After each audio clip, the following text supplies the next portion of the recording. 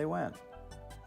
Gollum took one look and fled in fright through the back door, and the Republicans, as of this hour, were still occupying the Star Chamber and ordering in pizza. Good morning. This is Congressman Alex Mooney. I'm calling you live from the Schiff. It is precisely 1:22 p.m. We came in this morning right after the press conference around 10 a.m. We've been sitting here waiting for the hearings to start. The moment we walked in the room, Chairman Adam Schiff saw us, took the witness, and walked out of the room because they refused to have a hearing in a transparent way where the people of West Virginia's 2nd Congressional District can be aware of what's going on. I represent over 600,000 people in West Virginia who are not giving.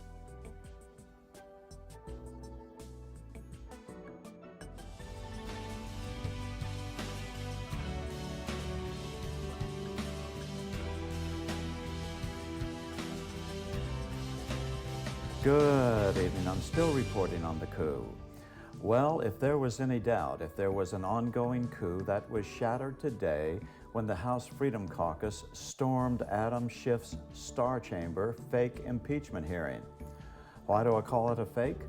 Well, did you know that even George Washington endured an impeachment investigation in the 1790s?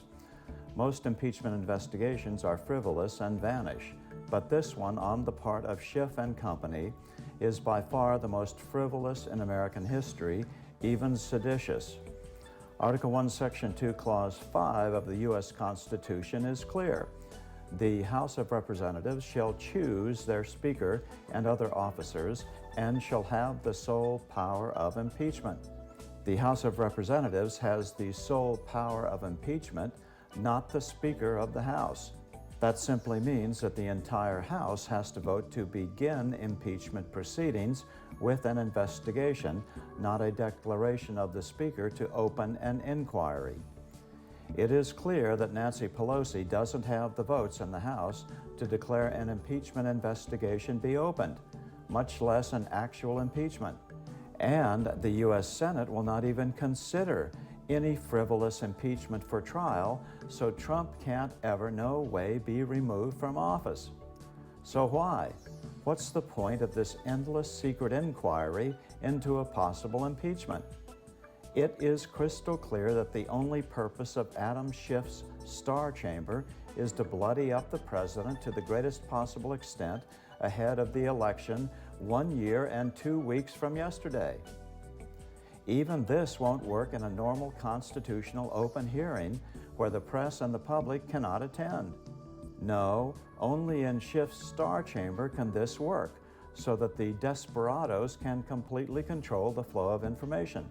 We'll be right back after this word from our sponsor.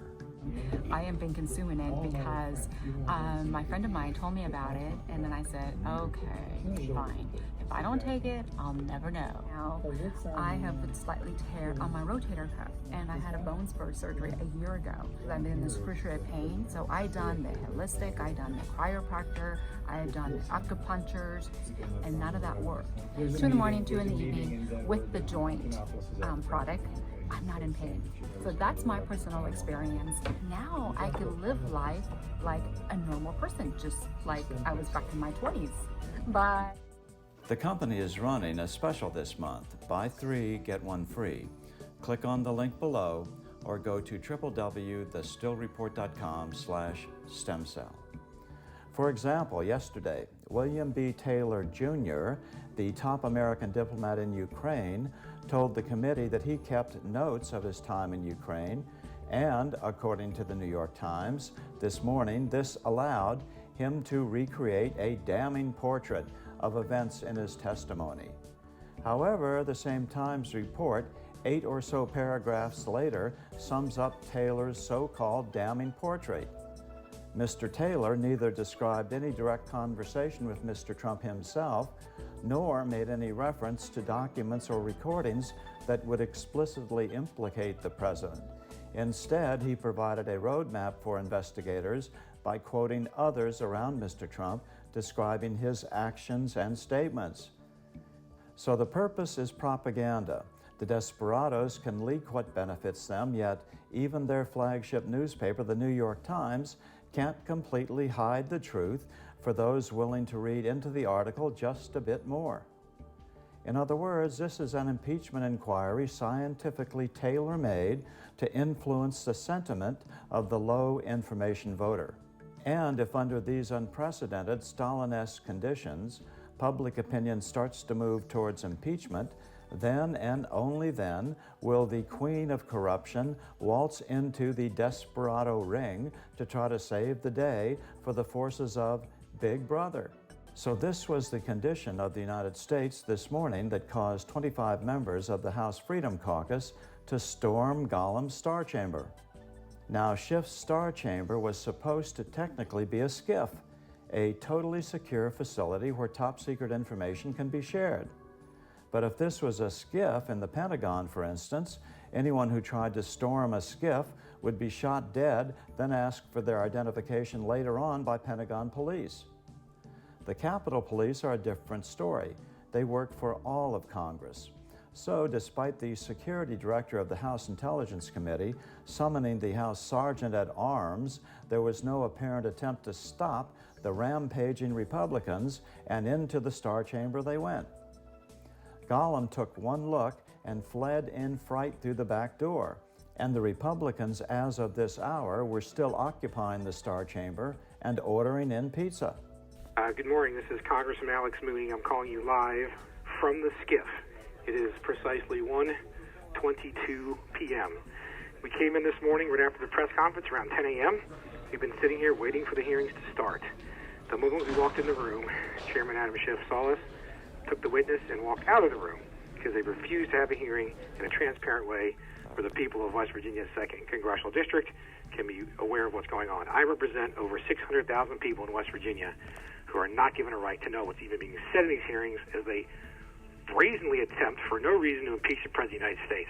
We had the audacity to want to know what in the world was going on behind closed doors, where Democrats have engaged in a strategy of secret interviews, selective leaks, theatrical, weird performances of transcripts that never happened, and then lies about whistleblowers. And so it's reasonable to suggest that we would want more transparency on behalf of the millions of people that we represent. Do you have a right under congressional rules to demand it? There are no rules, Tucker. If we had rules, Nancy Pelosi would have put this issue to a vote and established rules like happened for President Clinton, like happened for President Nixon. But the Democrats want to preserve the most operational flexibility. And so if they're going to have a world with no rules, we got to stop thinking that we can use the Marquis of Queensberry rules of engagement when we're fighting against an angry pack of rabid hyenas. And that's what we're facing. And I think the president's right. As Republicans, we need to be tougher in exposing this for the kangaroo court that it is. Can you impeach a president without holding a vote? That seems to be the Democrat strategy to date. When the history of this great republic is written, let this day go down in American history as the day House Republicans physically fought back against the enemies of American freedom. And what do you know? The desperados didn't lift a finger to stop them. I'm still reporting from just outside the one-time free speech capital of the world. Good day.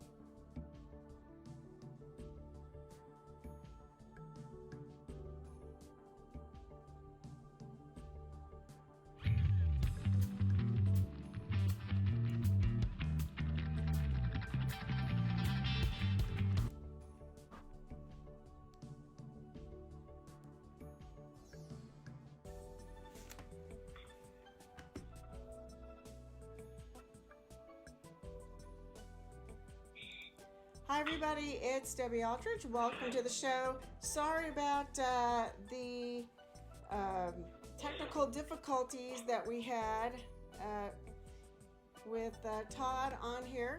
And so we're using the phone now and have his picture up. So Todd, any kind of movement or stuff, we'll pick that up. So hope you're nice and comfortable. Okay. But thanks for doing this. This is a huge story, and I hope everybody can hear you. They can see your picture, and I have a slideshow up there of Biden, Hunter Biden, Joe Biden, and Obama, and there's Poroshenko, and there's so much to unpack in this breaking news. Now, you just spent about 3 weeks in the Ukraine researching and digging into the story. Is that correct? Yeah, and what I guess your audience should realize, which I know you know, but we started Sahuarita.com in 2015 because we thought that the U.S., especially in the West, really didn't have a good understanding of what was happening in Eastern Europe, Russia, Ukraine, etc. And so we have spent the last, we're in our 5th year of building relationships in the region. So when all this started breaking, we really started pressing our sources in the country to find out and help us discover what's been going on. So that process has been ongoing now for a couple of years, actually, while Trump has been in office. And what we've discovered and collected is just astounding. So the process has been going on for a while, not just the 3 weeks when I was there recently. Oh, wow. Well, yeah, it's an amazing story. I'm trying to get this on Facebook, and I'm now having trouble. I guess discard. And it really is astounding. You posted 4 different stories in about a week's time. Is that right? Yeah, in the last few days we've got, and we're going to be breaking a lot more. What people need to understand is the corruption in Ukraine is so multi-level. From the head of the government on down, involving not just the Ukrainian officials, but the American presence in country, from the FBI, the CIA, the State Department, the Soros influence. It's all intertwined, and we're going to be unpacking over the next several weeks, probably 10 to 20 more articles which are in depth as to what we see is happening in the country. And what's been happening in Ukraine has been replicated by the Democrats throughout Eastern Europe, the Balkans, and other places, where essentially they've used their power to maintain power by going after the political opposition, which we've all seen with the collusion in the Hillary Clinton campaign and the Ukrainian government, but also to enrich themselves as well, to the tune of billions of dollars. So it's a huge story. Huge story. I put up here in my notes, it's quite the web, and the Democrats seem to have mastered over the years creating these huge webs that are hard to, get to the center of what's really going on. And this story in particular kind of reminds me of an Ocean's 11 movie. There's so many players, and there's so much going on, and there's all this kind of corruption. It's hard to keep track as to who's who, and you're going to help unpack that for us. And the first, I kind of broke this up into part 1 and part 2. So one of the first stories you wrote was the Burisma paid former Ukrainian President Poroshenko $100 million to suppress the Hunter Biden investigation in 2017. Bribed FBI agents, ignored evidence, U.S. Embassy in Kiev, neck deep in corruption. So can you talk about that?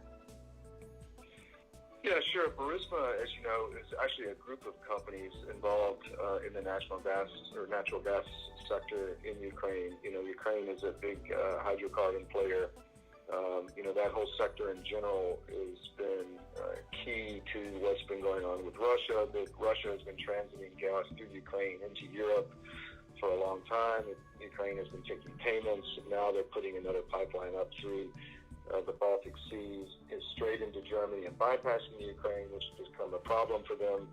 So, Burisma has been right in the middle of that. And essentially,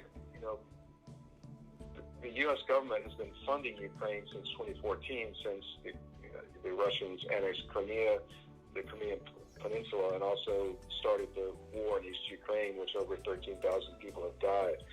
So this is all in the context of that war, and a lot of U.S. money coming into Ukraine, which Joe Biden was the point man for the Obama administration. So what has happened is all this money's been coming in, along with IMF aid money.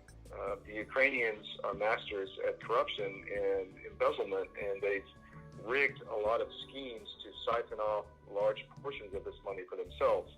And unfortunately, the Democratic Party and its operatives have been involved in this. And essentially, the company or group of companies that was getting a lot of this money, and I'm not going to go into a lot of detail because there's banks involved, a huge web of different banks and names, but the money that was coming in was being siphoned off. The Americans were involved, and there were bribes paid to a lot of people to keep it quiet.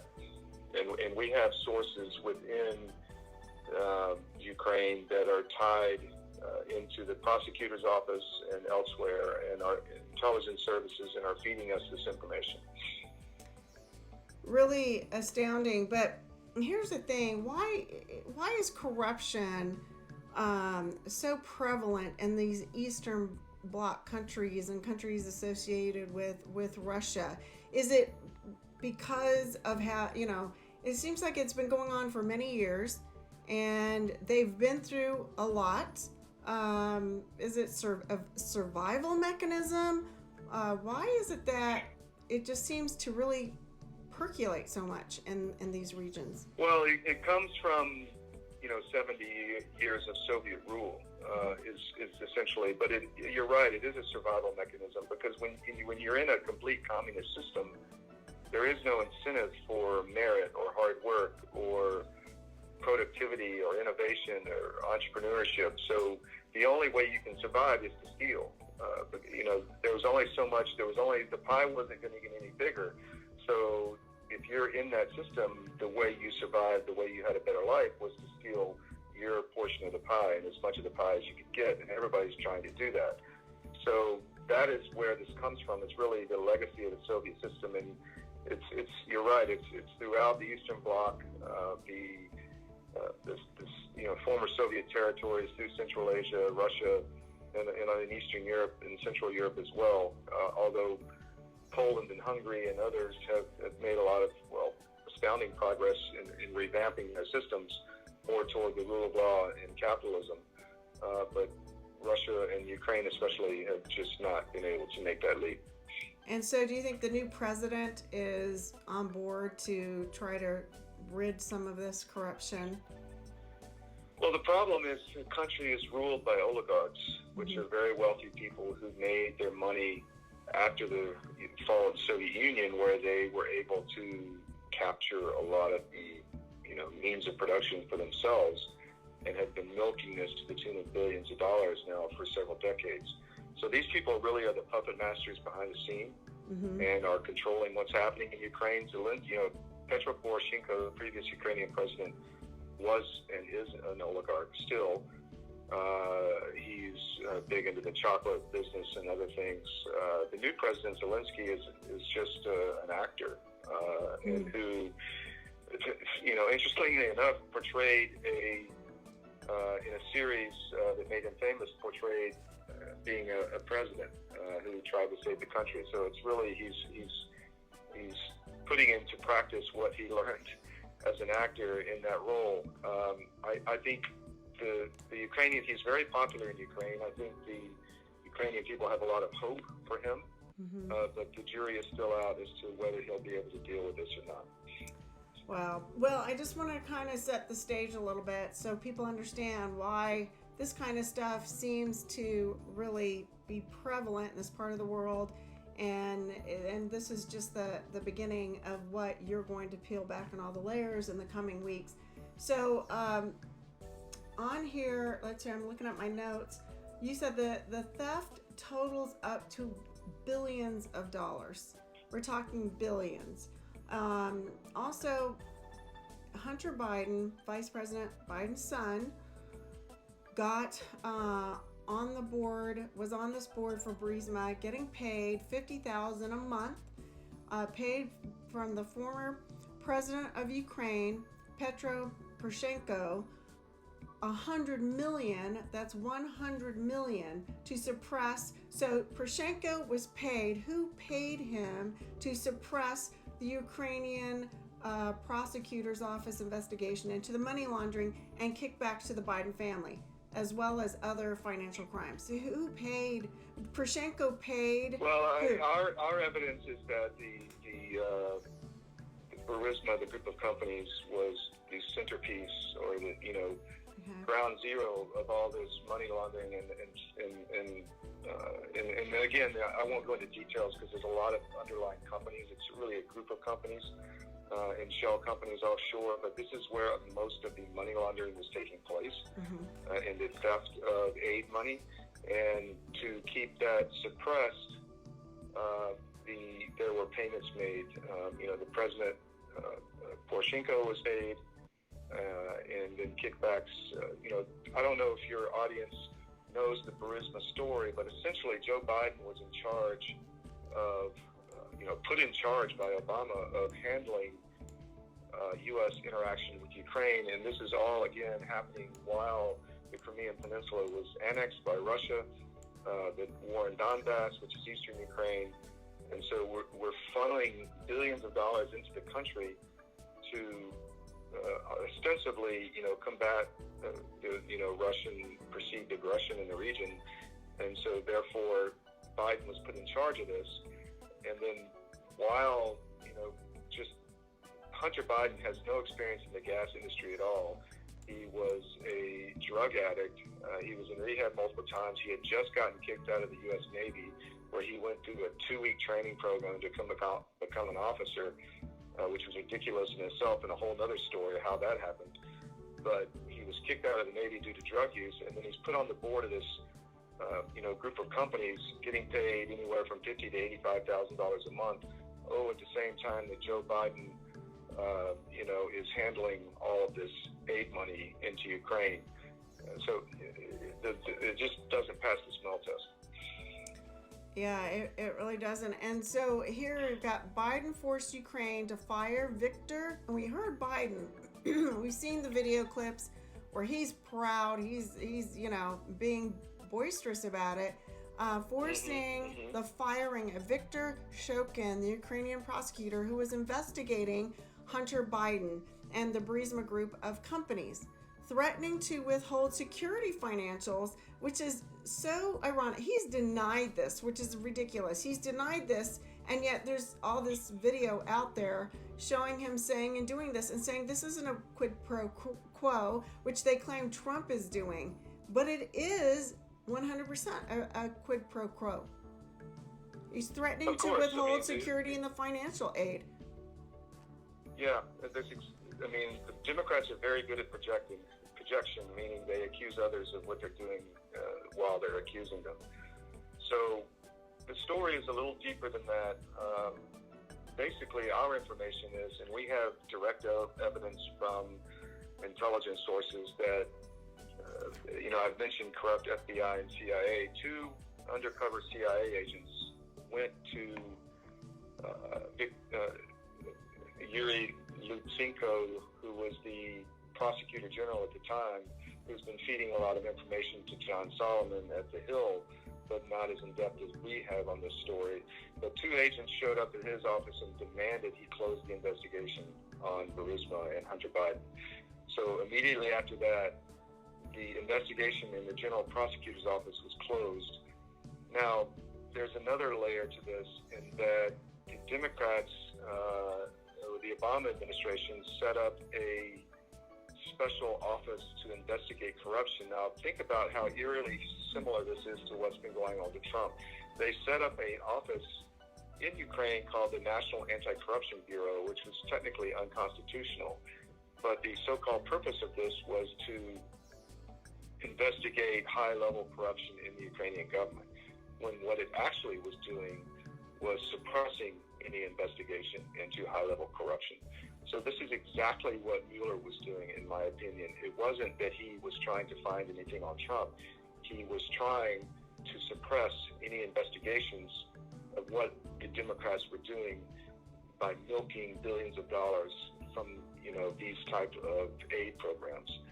So I find that very fascinating. And again, this goes back to the whole, we've seen this repeated in multiple different countries throughout Eastern Europe. And also what your audience needs to realize is that Obama completely corrupted the federal government. Mm-hmm. Every federal agency has now been compromised. The FBI, the CIA, State Department. We're seeing today, not 2 years ago, but today, State Department employees actively going against their commander-in-chief.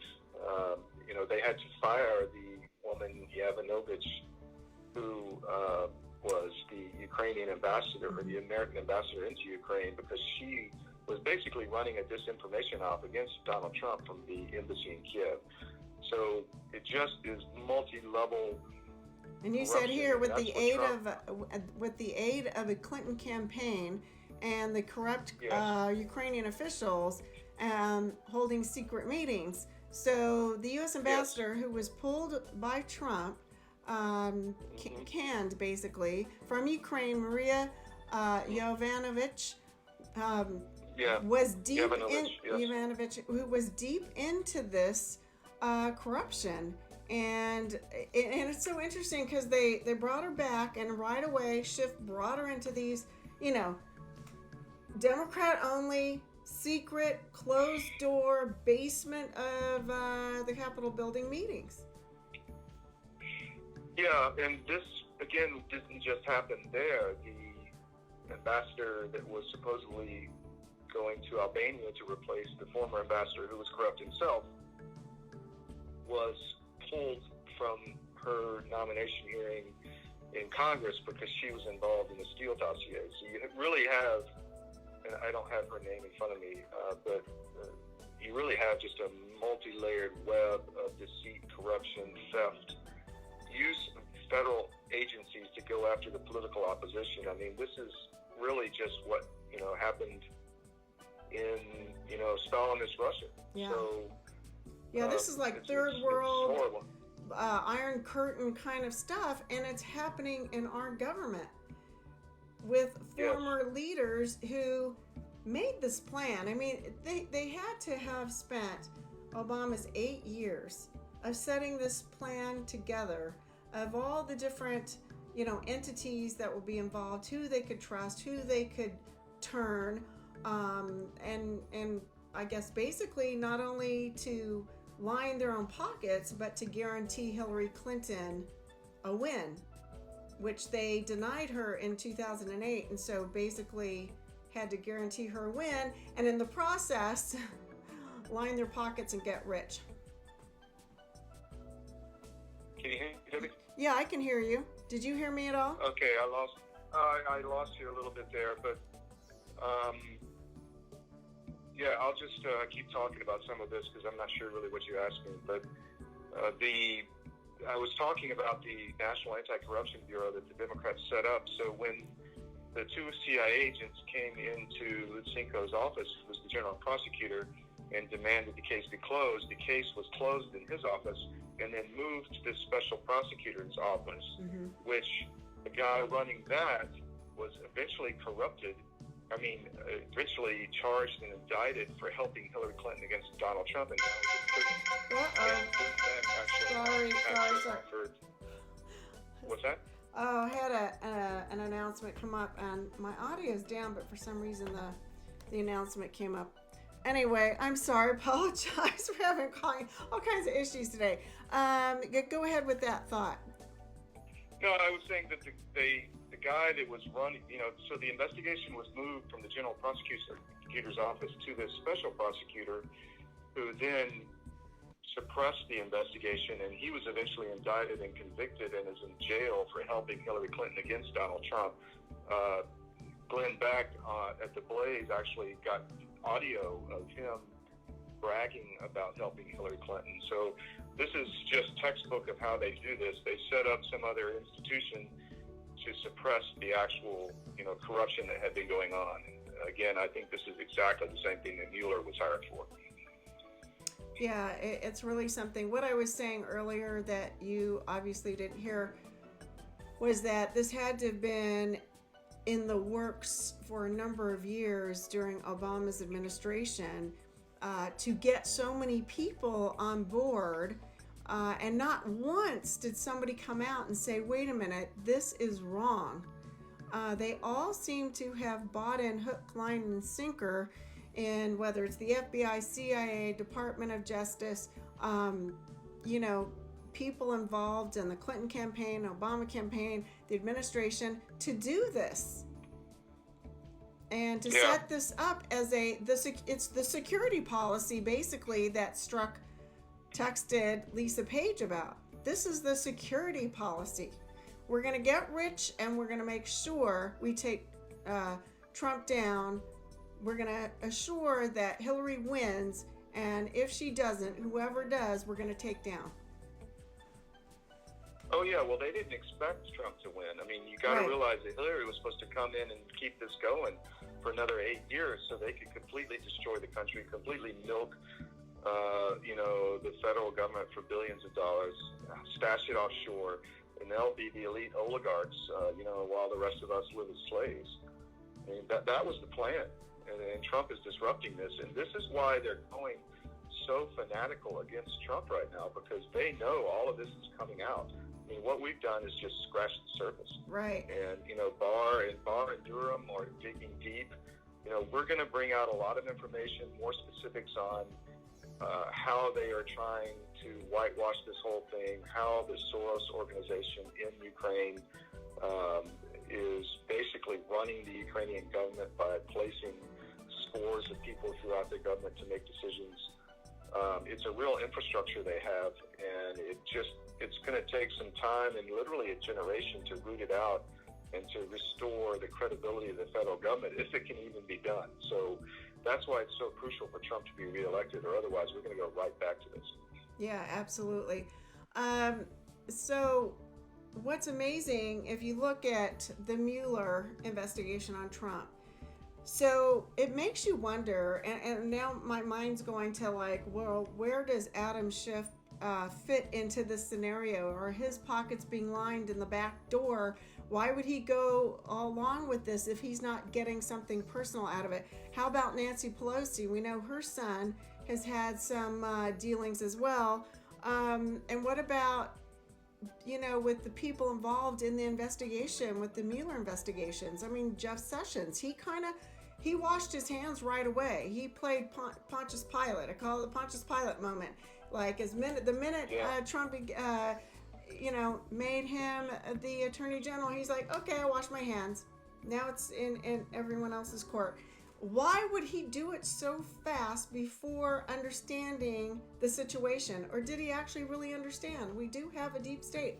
I don't want to throw him under the bus, but at the same time, we have to ask these questions. We have to wonder who else is involved. You could even ask about John Roberts and the approval of Obamacare. I mean, go down the list. I think there is a web of blackmail and bribing going on that we have no idea about, and that is again, so many people have been compromised, and you can see it happen.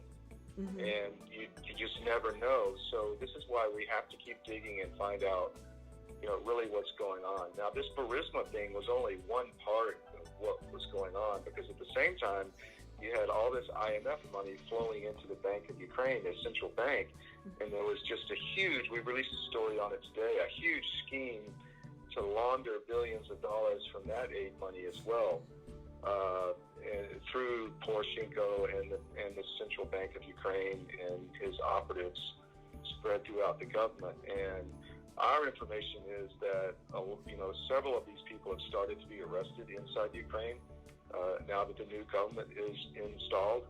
And Poroshenko has left the country. We've reported that there was scores of huge trucks lined up outside of his palace, outside of Kiev, taking all his art and treasure, out of the country, supposedly to a new house, but, we think he's basically fleeing the country. The same thing has happened with the central bank chief. She's left. She's now working in London. The Democrats are trying hard to cover up what she did. We're going to release some more information on that. That's that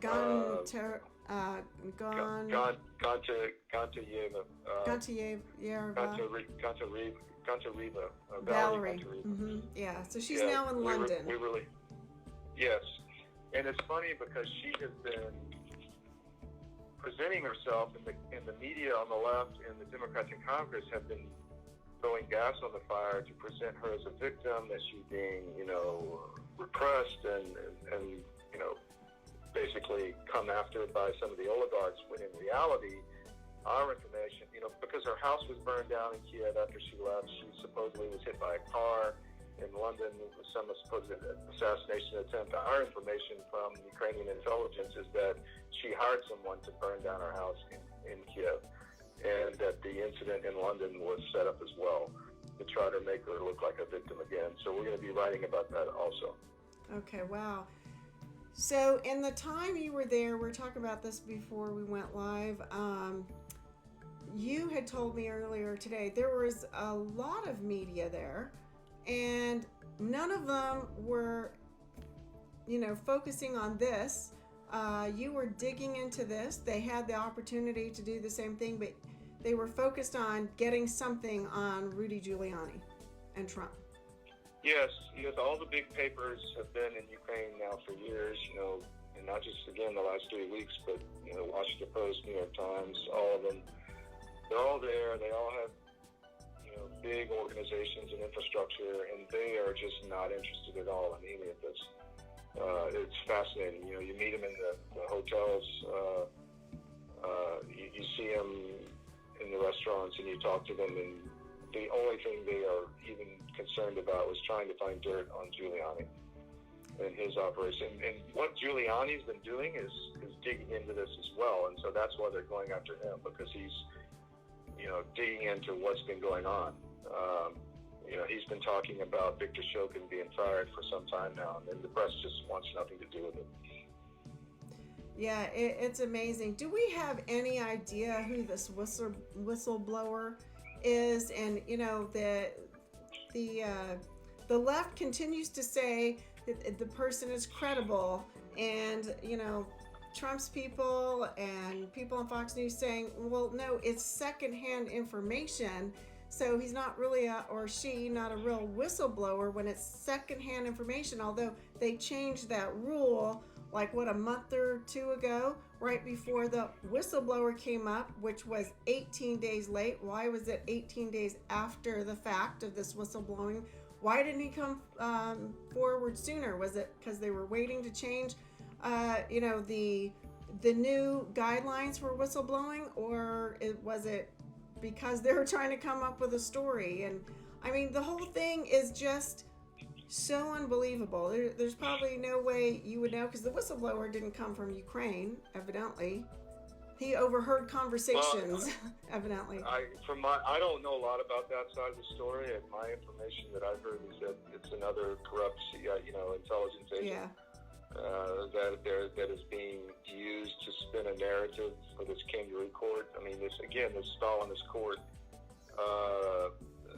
where I think it was Stalin or Lenin said, just find me the man and I'll find the crime.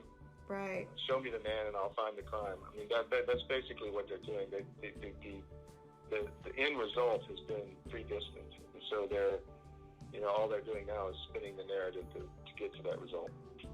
Yeah, it does. You know what this kind of reminds me of, and this was also a fairly new breaking story, but by Ronan Farrow, about all the corruption and sexual harassment and rape and whatever with, again, the Democrats, Weinstein, studios covering up for Matt Lauer. I mean, it seems like they have really gotten into such a level of depravity of money laundering, corruption, sexual harassment, rape. I mean, all these different things, but it's all kind of one big group of people. Yeah, it is. I mean, and I don't know any other way to say it except evil. Yeah. And that's what we're dealing with here. I mean, we're fighting a vast web of evil inside the U.S. government and inside our institutions. And this is not something that one or two trials is going to take care of. This is going to be a generational quest to cleanse the American government. I mean, the future of the Republic is on the line. It really is. So that is what we're fighting here. Yeah, it really is. And people really need to wake up and show up to vote, because when you think at the efforts that they went to get people to agree to this kind of corruption. It's one thing to get people in Ukraine or Russians to be involved, in corruption. That's kind of their MO. They've been doing it for a long time. Like we said, part of their culture of survival. But in the U.S., we're not supposed to. That's why we have 3 branches of government, to prevent corruption. We're not supposed to have that kind of corruption in our agencies that are here to protect us. And now we can't even trust those agencies because they have been weaponized by the last administration. And you would think, I mean, for me, I'm just astounded, reading all these stories, listening to this, thinking, was there anybody, maybe it was Seth Rich, I don't know. Wasn't there anybody who said, we can't do this, this is wrong, Yeah. Well, there have been a few, but they've been marginalized immediately. Yeah. And destroyed. There's always an accusation that comes out of whatever. We've been accused of, in Albania, which you know about, because we've been reporting on a lot of the Soros corruption there inside the government, and they come after us for being Russian agents and all this kind of stuff. I mean, it's a policy of destruction of anybody who gets in their way. In front of this. Yeah, gets in their way. Yeah, and we also know now that Erdogan's also putting his big footprint in Albania, and they've already had enough of Russian influence. And what a beautiful country. I absolutely loved our time there.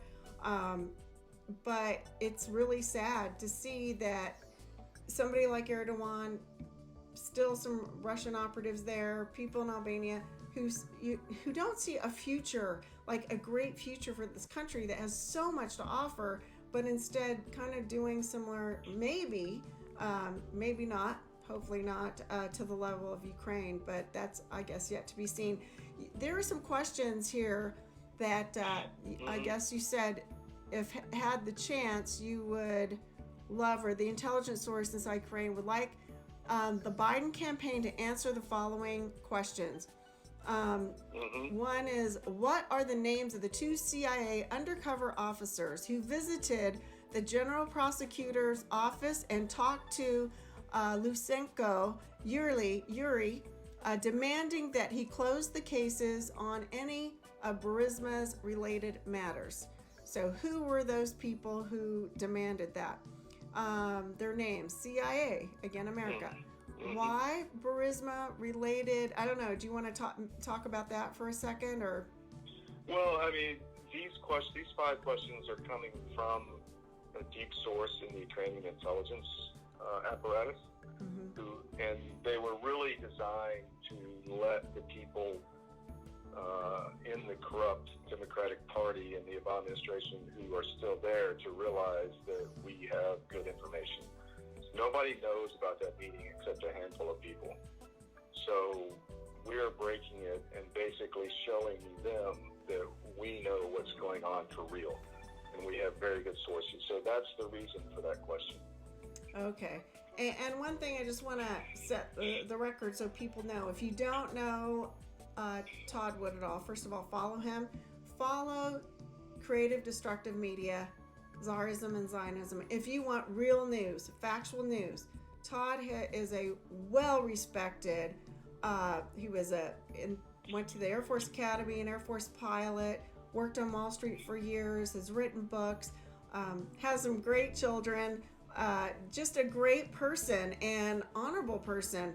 So I just wanted to give that kind of background because I know we're going to get this is, conspiracy theory and everything. No, the conspiracy theory is what they are doing to our country, and it's not a theory. The conspiracy is what they're doing to our country and what they're doing to our president. And they're trying to claim that his presidency is not legitimate. I'm just going to go over these questions really quick for the audience. So the other question was why Burisma related cases were closed at General Prosecutor's Office after the visit and were transferred to the NABU, the National Anti-Corruption Bureau of Ukraine, which is the organization the Democrats set up to cover all the corruption.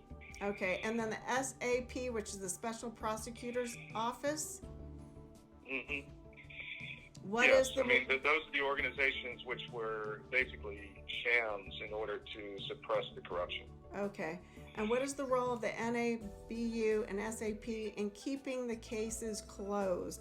How did George Kent, now tell us who George Kent is, influence the NABU? He's a State Department operative. He just also testified in the so-called impeachment hearings.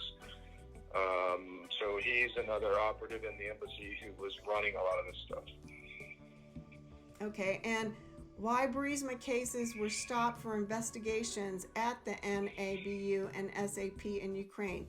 The other question is why General Prosecutor's Office in Ukraine led by, did I just read that one? It's very similar to the other one. No, you didn't. Okay. No, it's a little bit different. It's Lysenko. He's the guy who was the former general prosecutor. Okay. Denied to send investigative information on Zolchensky. I'm not sure how to. He's the head of Burisma companies. He's an oligarch in Ukraine. Okay. And something just happened to my picture. It's probably a jeez. Well, at least they can still hear us. That is really weird. I'll put my picture up too then. I don't know, maybe an update. When they do these updates and we don't know what's going on. So I just put my picture up there too. But anyway, sorry, kind of got lost when that picture went away. Beneficiary, so Zolchensky, beneficiary at Burisma Holdings and Burisma to the UK Financial Fraud Office. The UK Large Financial Fraud Office released Zolchensky, is that how you say it? I don't know. And closed the investigation. Check the link. Okay, that was one of the questions. This is all in the article that Todd wrote and published.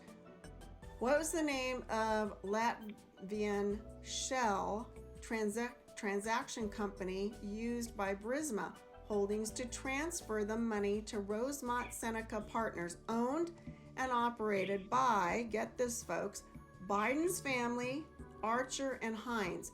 Who's the Hines? Who's connected to Hines? Kerry, John Kerry. Is that right? Yeah. Yeah. Mm-hmm. And it's all a web. Who's the Archer part? That is another one of the guys running that investment firm that Hunter Biden was involved with also. Okay. So, that's the other part of the story is that there were payments made. A recent Ukrainian, the Ukrainian member of parliament who forced the investigation of Artem Sitnik, who was the head of the National Anti-Corruption Bureau, who basically was a corrupt guy suppressing any investigations into the Bidens. Well, he's in jail, where the guy who started the process to put him in jail also just released information that Joe Biden himself received $900,000 and Hunter Biden received at least $16.5 million. So, it's just again, they were controlling the political process, going after their opposition with fake news investigations, but also getting rich. And just absolutely crazy. And for some reason, let's see, I've missed, make sure that we're still on here. I'm kind of lost. I don't know what's going on with this. It's kind of crazy. There we are. Uh-oh. Okay, we got some crazy things going on here. Oh, I know why. Hang on one second, folks. I've got to do a little. There we go. This I don't know what was happening, but maybe it wasn't my end. I thought it was on your end. All right, so this was a crazy show. Maybe it's the Russians. Maybe it's the Ukrainians. They saw me promo the show, and they're doing something to prevent us from giving it a good shot. So anything else you want to bring us up to speed on before we wrap this up? Because it is quite a story, and the I know you're going to be writing stories down the road. Yes, we're going to be releasing a lot more. We've got a couple more coming tomorrow.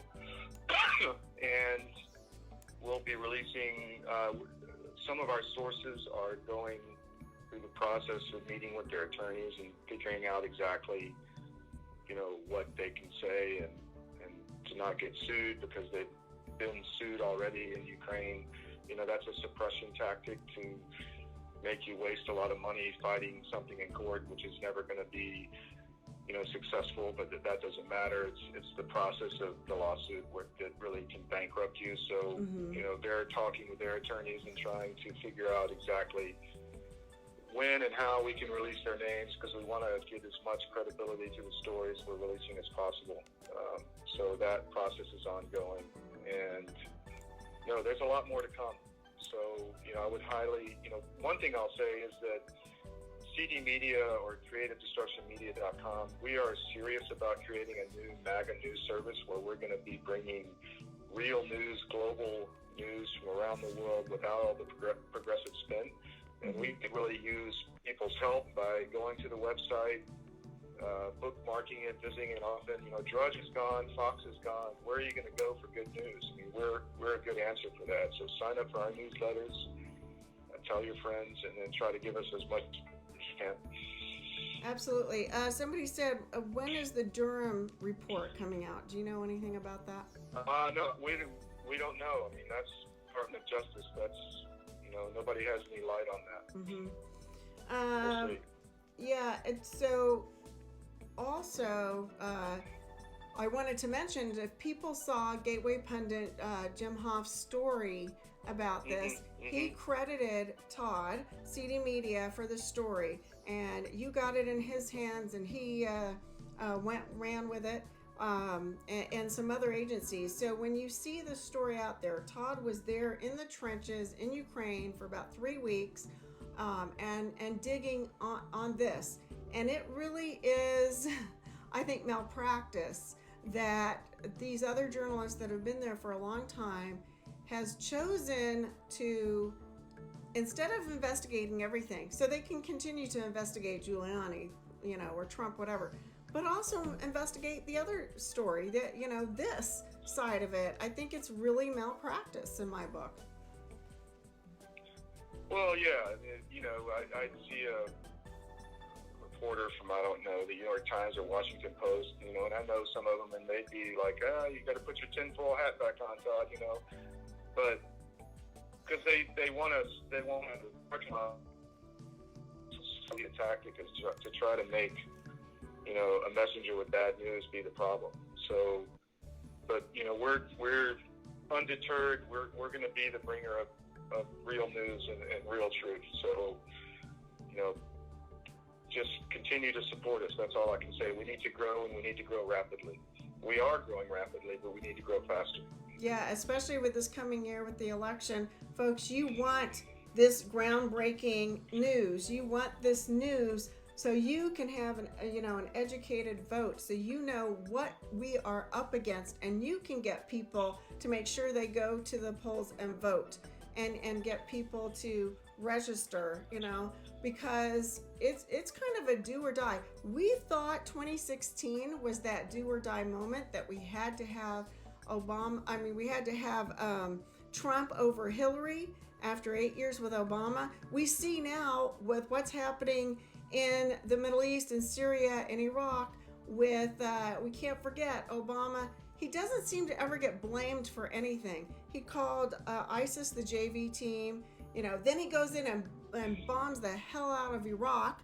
Oh, but he still comes out smelling like a rose, and the mess that Trump has to clean up. Oh, but for some reason now Trump is to blame. It just, it goes on and on and on. And folks, if we thought 2016 was important, 2020 is even more important, because they will continue this. The first chance, they are hungry. It's like they can smell blood. They want it. They are hungry to get back into power and put Trump away and make us all their little minions, and we would be the suckers. We'd be the losers and suckers, and it's our children's future that we'd be leaving this mess. Yeah, that's what I say also. I have kids, and that's